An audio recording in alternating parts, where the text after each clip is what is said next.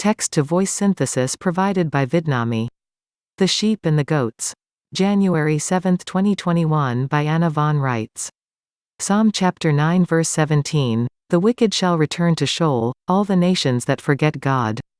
Psalm chapter 145 verse 20, "The Lord preserves all who love him, but all the wicked he will destroy."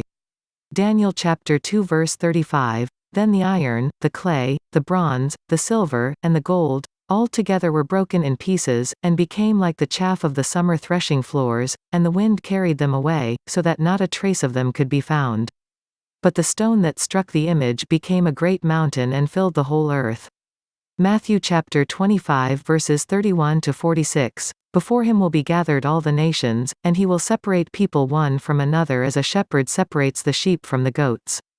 And he will place the sheep on his right, but the goats on the left." All these words quoted above have been preserved for thousands of years for a reason. That reason is you. They have been preserved for all of you, for Jew and for Gentile alike.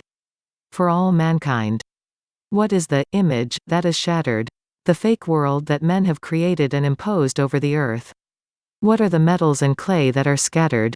Those things that men thought were precious and made into idols.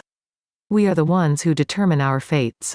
By what we remember and what we forget, by what we do and say, by what we think and believe, by the way we live our lives, by what we value and what we love. Do we love peace? We shall have it. Do we love sharing? Our opportunities will abound. Do we have compassion for each other and for the earth and for the animals? Our care will be rewarded. This thing calling itself, the United States has forgotten God. They fulfill prophecy about themselves, without even realizing what they have done.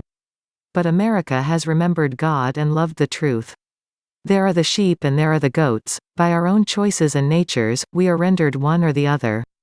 As in the days of Noah, lies and illusions, perversions and lawlessness, are sought and celebrated. Those who promote relativism are given high regard, so that nothing is sacred and law is perverted.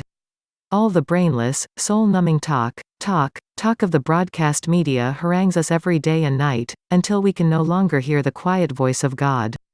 We can't even hear ourselves think above the blaring constant media messaging telling us which car to buy, what food to eat, which politician to vote for, and how to think and behave like good little consumer slave workers, standing at the counter in the company store.